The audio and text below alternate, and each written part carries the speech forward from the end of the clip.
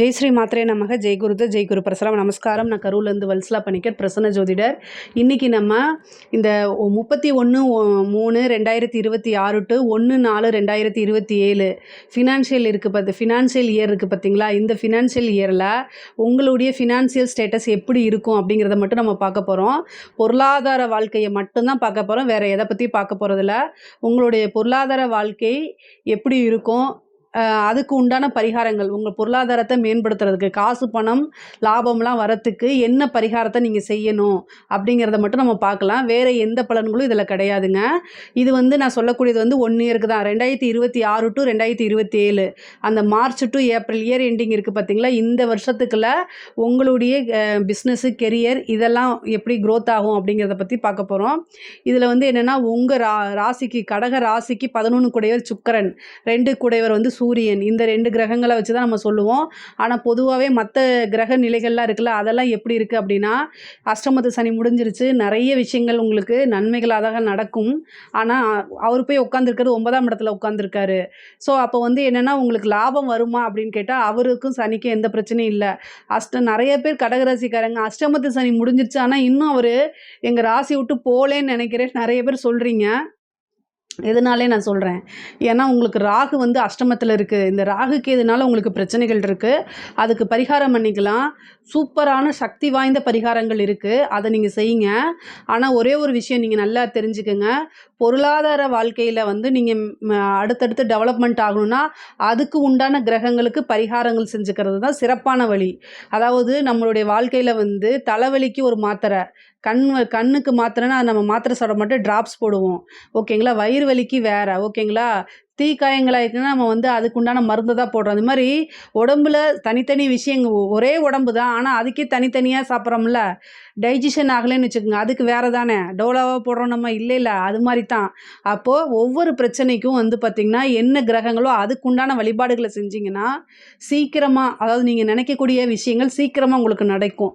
பொருளாதாரம் நல்லா வரணும், காசு பணம் வரணும், தொழிலில் நல்ல லாபம் வரணும் அப்படிங்கிறதெல்லாம் நீங்கள் மனசுக்குள்ளே வச்சுக்கிட்டு பண்ணணும்.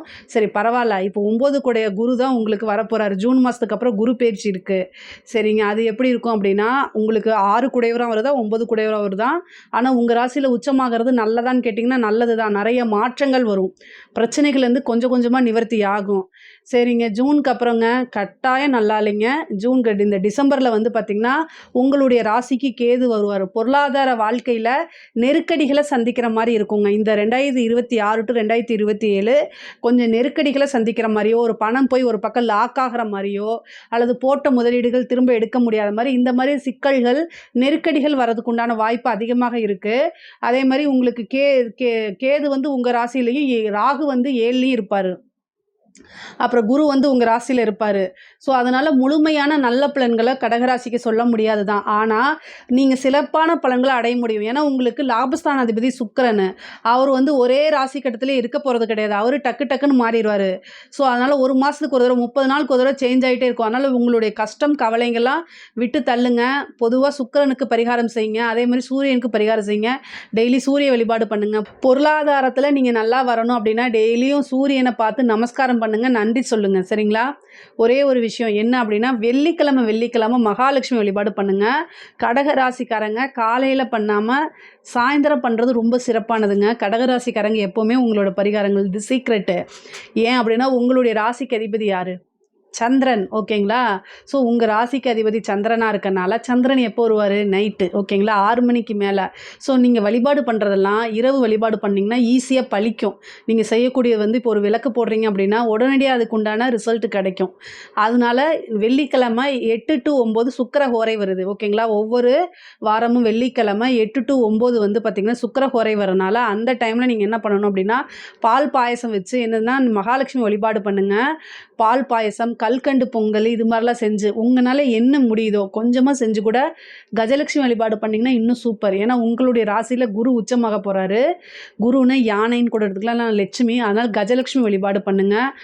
அதே மாதிரி யானைக்கிட்ட ஆசீர்வாதம் வாங்குங்க. ஒரு தடவை திருவானைக்கால் போயிட்டு யானைக்கு மண்டை வெல்லம் கொடுங்க. அது ஈஸியாக கடன் அடையிறதுக்கெலாம் வழிபாடு, அது சிறப்பாக வேலை செய்யும். அதே மாதிரி எப்போவுமே பணத்தட்டுப்பாடு வரக்கூடாது, பண சிக்கல்கள் வரக்கூடாது அப்படின்னா, கட்டாயம் நீங்க என்ன பரிகாரம் தெரியுமா பண்ணணும்? அதாவது வந்து பார்த்தீங்கன்னா, ஞாயிற்றுக்கிழமையும் 4:30லேருந்து 6 மணி வரைக்கும் ராகு காலம் வருது. ஞாயிற்றுக்கிழமை 4:30 டூ 6 இது வந்து இரவும் அல்லாம, பகலும் அல்லாமல் அப்படின்னு சொல்லுவோம்ல. இரவும் பகலும் சங்கமிக்கக்கூடிய அந்த நேரம் தான் வந்து 4:30லேருந்து 6:30 வரைக்கும். இந்த காலத்தில என்ன வழிபாடு தெரியுங்களா பண்ணணும்? அதாவது அபராஜிதா அப்படின்னு சொல்லக்கூடிய என்னுடைய அன்னை சக்தி வாய்ந்த பிரித்திங்கிரா தேவி வழிபாடு பண்ணுங்க. அதாவது அந்த தேவிக்கு வந்து இருக்கக்கூடிய சக்தி அளப்பரியாத சக்தி. எவ்வளோ பெரிய பிரச்சனைகளா இருந்தாலும் சரி, இங்க பாருங்க, அவங்க எதிரிகள மட்டும் நெறைய பேர் சொல்லியிருக்காங்க, எதிரிகள், செய்வினை கோளாறு இருக்குன்னு சில தேவதைகள ஒதுக்கி வச்சுர்றாங்க. அது தப்பு. எல்லா சாமினாலே அவங்களுக்கு பவர் இருக்கு. உங்களுக்கு வந்து எனக்கெல்லாம் யாருப்பா செய்வன வைக்க போறான்? கடகராசிக்காரங்களுக்கெல்லாம் பொதுவா செய்வனே வராது. நான் சொல்றேன். ஏன்னா இயல்பா எல்லாத்துக்கும் உதவி பண்றவங்க. உங்களுக்கு போய் யாரு செய்வன வைக்க போறா? அதனால அதெல்லாம் நீங்க நினைக்காதீங்க.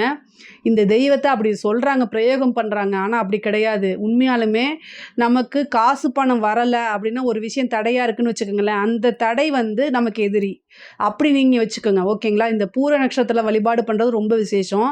ஆனா நீங்க வீட்ல வந்து நான் ஏங்க பிரத்திங்கிரா கோவில்ல எங்கேங்க இருக்கு? அதுக்கு இதுக்கும் சம்மந்தம் இல்லைங்க அப்படின்னா, அம்பால நீங்க வீட்ல வச்சு வழிபாடு பண்ணலாமான்னா, தாராளமா வச்சு வழிபடலாம். சின்னதா ஒரு ஃபோட்டோ வாங்கி வச்சுக்கங்க. அது யார் வீட்ல வந்து பார்த்தீங்கன்னா, கடகராசிக்காரங்க வீட்ல பிரத்திங்கிரா தேவி இருக்கிறதுல நல்ல காசு பணத்த குடுத்துருங்க. அவ்வளோ சக்தி வாய்ந்தது. ஞாயித்துக்கிழமை 4:30 மணிலேருந்து 6 மணி வரைக்கும் அம்பால வந்து பூஜை பண்ணுங்க. அம்பாளுடைய ஸ்லோகத்த சொல்லி, குங்குமத்தாலேயோ அல்லது பூக்கள்னாலேயோ, அரளிப்பூனாலேயோ அல்லது வெள்ளை வாசனை மிக்க வெள்ளை மலர்களாலேயோ அர்ச்சனை பண்ணீங்க அப்படின்னா, கட்டாயம் நிரந்தர வருமானம்ங்கிறது உங்களுக்கு கிடைச்சிரும். இந்த கடன் பிரச்சனைங்கிறலாம் நிவர்த்தி ஆயிரும்.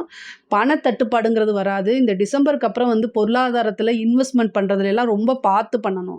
இல்ல அப்படின்னா பெரிய சிக்கல்கள். போட்ட பணம் வராது. முதலீடுகள்ல பிரச்சனைகள். இது மாரி நெறைய எக்கனாமிக்கலான விஷயங்கள்ல வந்து நெறைய ஸ்ட்ரகிள்ஸ் வந்துரும் உங்களுக்கு. பொருளாதாரத்தில உயர முடியாத ஒரு இதெல்லாம். அதனால இப்ப இருந்தே எதுக்காக இந்த ஃபினான்சியல போடுறேன் அப்படின்னா, இந்த ஒரு முதலீடு பண்றது, ஒரு பண விஷயங்கள வந்து பண்றது, ஏதாவது ஒரு இது யோசிக்காம செய்றதுல போய் மாட்டிக்குவீங்க. கடன் வாங்குறது. அதனால இந்த குருவும், கேதுவும் உங்களுக்கு வந்து இந்த 2027ல சந்திக்குது. அதாவது 2027 மீன்ஸ் 2026 டூ 27 அந்த கடைசி இதுல. அப்போ வந்து என்னன்னா, பொருளாதார நெருக்கடிகள் வரதுக்கு உண்டான அமைப்புகள் இருக்கு. அதனால தான் இவ்வளோ தூரம் சொல்றேன். முதலீடு போடும்போது பார்த்து போடுங்க, பார்த்து போடுங்க. போய் இன்வெஸ்ட்மென்ட் யாராவது சொல்லி ஏமாந்துறது, இந்த ஆன்லைன் ட்ரேடிங் பண்றது. கடகராசிக்காரர் ஒருத்தர் வந்து நான் சொத்து, பத்து எல்லாமே இழந்துட்டேன். ஆன்லைன் எப்போ அஷ்டமத்து சனியில இழந்திருக்காரு. அது மாரி இழந்துட்டேன் அப்படின்னு சொல்லி ரொம்ப வருத்தப்பட்டாரு. நம்ம அது போனது தான். அத என்ன செய்ய முடியும்? எவ்வளோ பரிகாரம் வருமுன் காப்போம் தான் சால சிறந்தது. அதுக்காக தான் இந்த பரிகாரம். நான் வதவதன்னு பேசுறேன்னு நினைக்காதீங்க. உண்மைய தான் நான் சொல்றேன். ஸோ நீங்க வருமுன் காப்போம் மாரி ஒவ்வொரு விஷயத்தையும் சிந்திச்சு செயலாற்றுங்கன்னு தான் சொல்லுவேன். ஏன்னா 11ஆம் இடமும் 2ஆம் இடமும் நல்லா இருக்கு. ஆனா குருவும், கேதுவும் சந்திக்கிறது அவ்வளவு சிறப்பான பலன்கள் இல்ல. என்னடா அது அஷ்டமத்து சனி போயிடுச்சான்னா எனக்கு நல்லா இருக்க மாட்டேங்குதுன்னு நினைக்காதீங்க. அதுக்கு இதுதான் காரணம்.